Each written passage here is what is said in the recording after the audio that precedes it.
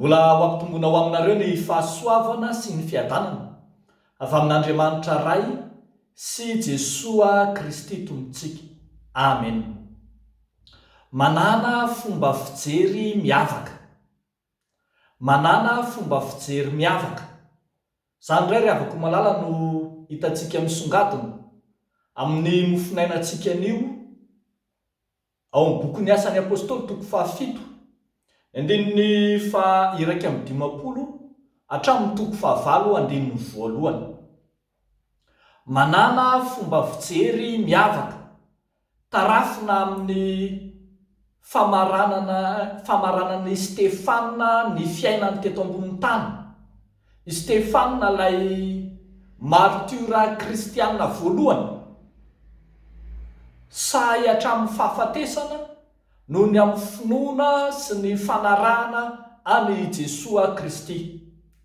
Rehefa mijery tsara tsika mamaky ny toko apahany amin'ny toko 9, ny toko 7 ray manontolo, ary tonga eto amin'izao mofinaina izao dia misy sokajina vavolombelona samihafa hitantsika eo. Misy vavolombelona izay ambara, vavolombelona mpiapanga, vavolombelona mpandangy.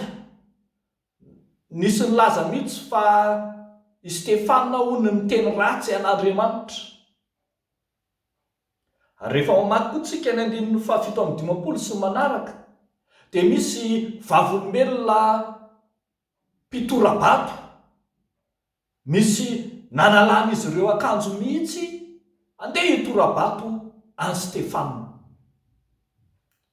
Zao nefany hitantsika eto fa eo anatrehan'izany toe-javatra matanjaka be izany, toe-javatra izay mampangorohoro mafy, dia hafa ny fijerin'i Stefana.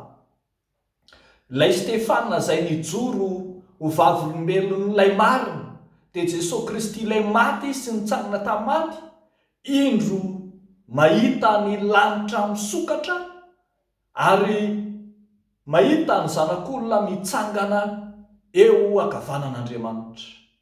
Ny dikany hoe mahita ny lanitra misokatra dia izao manao hoe mahita ny voninahitr'Andriamanitra. Raha fankahalana, fanenjehana, torabato, fiampangana no hitan'izao tontolo izao, ny mpanompo vavolombelona marina kosa dia mibanjina ny voninahitr'Andriamanitra. Eny fa na dia efa andeha ho any amin'ny fahafatesana aza, dia ny voninahitr'Andriamanitra no banjiny. Indro hitany mihitsy ilay zanak'olona mitsangana eo ankavanan'Andriamanitra, entina ilazana amin'ny Kristy izay vonina handray azy ho martyra, raha tsy efa mandray azy ho martyra mihitsy aza ankehitriny. Miavaka ny fijerin'ny vavolombelona marina, vavolombelona vonina hifanena iona amin'ny Kristy marina. Zava-dehibe izany ry havako ny fananana fomba fijery miabo eo anatrehan'ny fahoriana sy ny fizahan-toetra, dia ny mpanompon'Andriamanitra tsy mba mitanondrika ao anaty olana, tsy mba mitifezaka amin'ny fanenjehana na ny torabato izay mahazo azy, fa mibanjina ny famonjena sy ny voninahitr'Andriamanitra hatrany.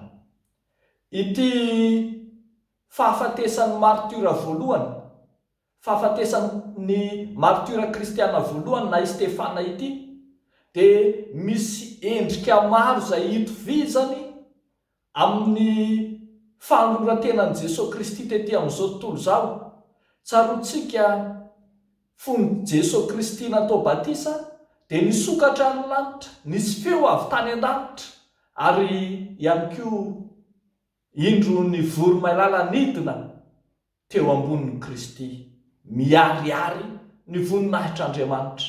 Tsarontsika Jesosy Kristy rehefa ho faty teny amin'ny hazo fijaliana dia niantso tamin'ny feo mahery manao hoe ray eo tananao natolotro ny fanahiko, izay nataony Stefana ihany koa eto amin'ity fijoroana vavolombelona ity. Miavaka mantsy ny mpanaradian'i Kristy, miavaka manaraka an'i Kristy. Ho anao koa ry havako malala, asehoy izany fanarahnao any Kristy zany. Asehoy ny mampanompon'Andriamanitra marina anao. Asehoy ary ny mahavavolombelon'ny Kristy anao. Asehoy ny mampanaradian'ny Kristy anao marina.